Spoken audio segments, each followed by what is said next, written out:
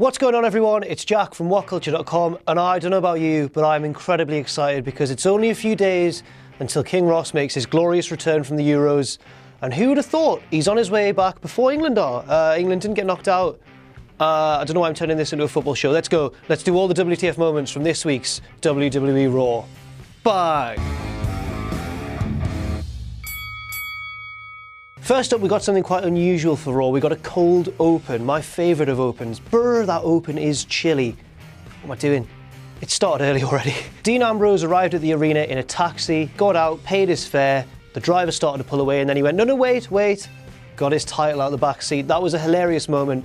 It established him as the lovable babyface champion that we all know he is and hope he can, go on to become a little bit more. A great opening to the show. And it was nice to see a cold open as well because we're so used to Raw starting off with the music and everything. So that was good start. Still a WTF moment. Number 2 on WTF moments this week, and this was my least favourite one of all. Who'd have thought?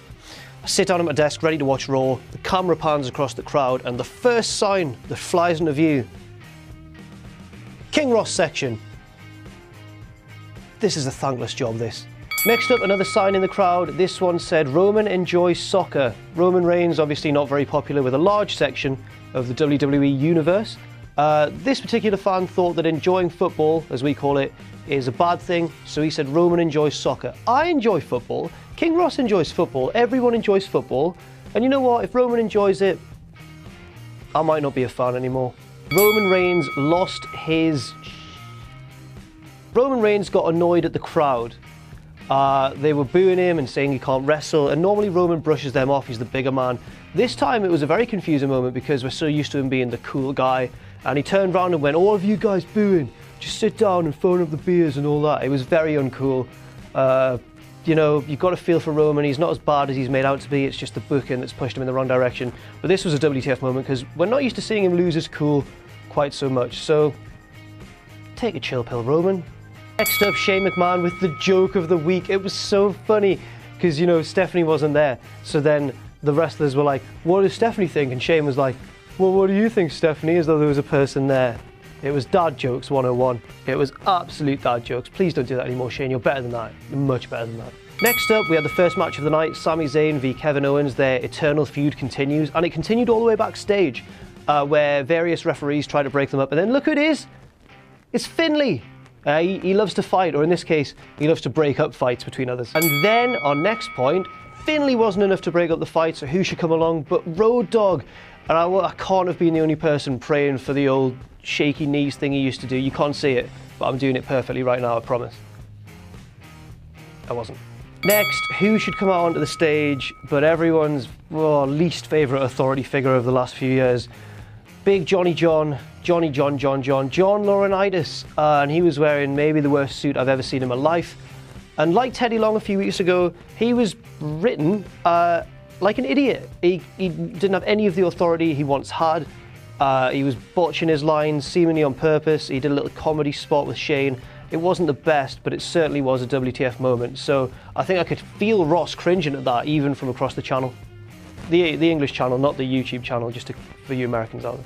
Next, we had AJ Styles, and he came out to apologise to John Cena for the club's interference at Money in the Bank on Sunday night. This was very strange, and it made the club seem quite toothless. They were so eager to sort of have Cena's forgiveness and brush the whole thing under the carpet. What happened to the group that came in and were, going to revolutionise the company? They were beating guys up. They were the second incarnation of the Outsiders.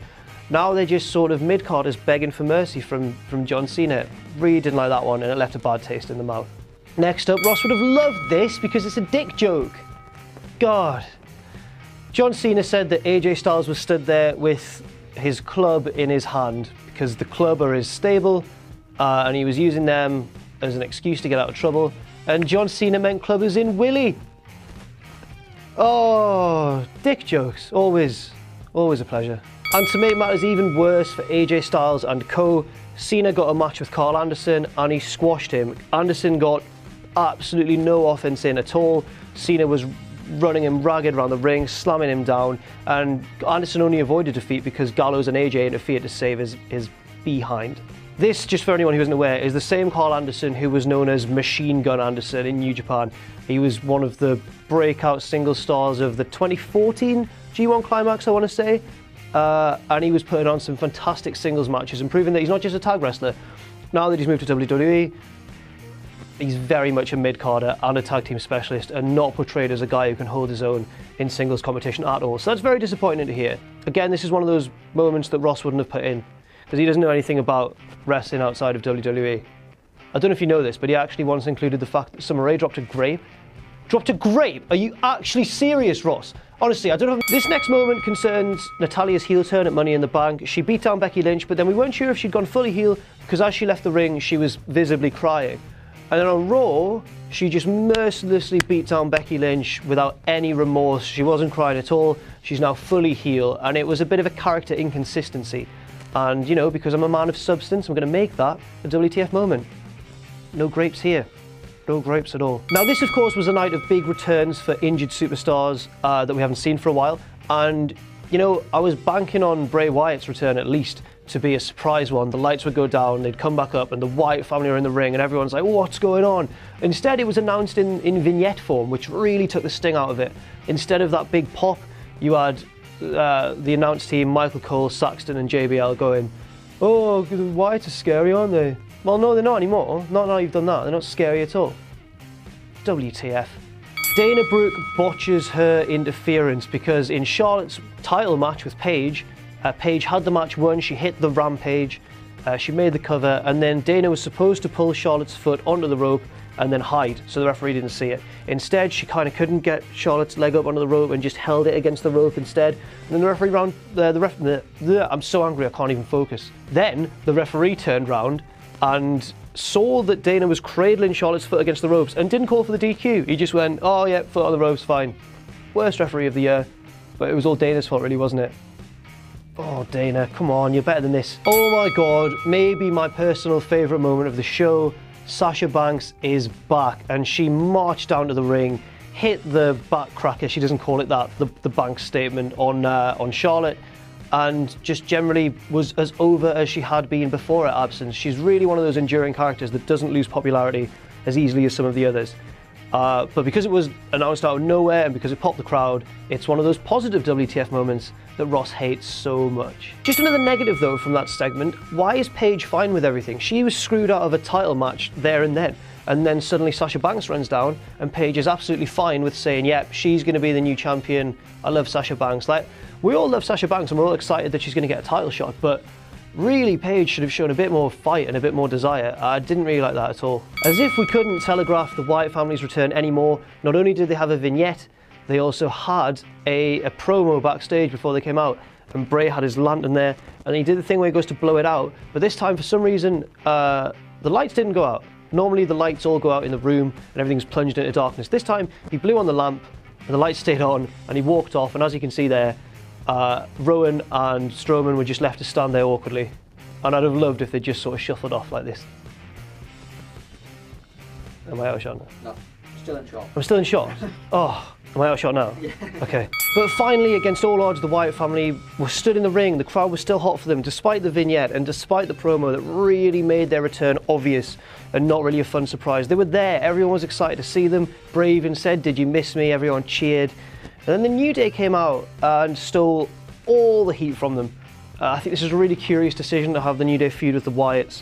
It really robs the Wyatts of their seriousness, and this break was really the excuse for WWE to sort of give the scariness back to the Wyatt family. But now, they're going to be talking about trainers with Kofi and playing the trombone, and it's just poor Bray. You know, he should really be a world champion, and it's not looking too likely at the minute, lads. Oh my God, the Shield triple threat is finally set. Rollins, Ambrose and Reigns in that dream match we've all been wondering about ever since the Shield broke up, maybe even before they broke up. And it's set for Battleground. You know, we really expected this to happen at SummerSlam, if not WrestleMania 33. But no, WWE have decided to put it at Battleground. Don't be surprised if that match doesn't have a clean finish and we get to see it maybe even two more times than is planned. And the final WTF match from WWE Raw is And the final WTF moment from WWE Raw is the fact that when Dean Ambrose hit Dirty Deeds, Michael Cole shouted pedigree. I've got no further analysis to give. That's the wrong move. And that's just a taste of the sort of simple, basic WTF moments that you'll get back when Ross returns. I've been Jack from WhatCulture.com. That's all we've got time for this week on WTF Moments. Your king will be back soon and you can be happy again. But for now, I'll see you later.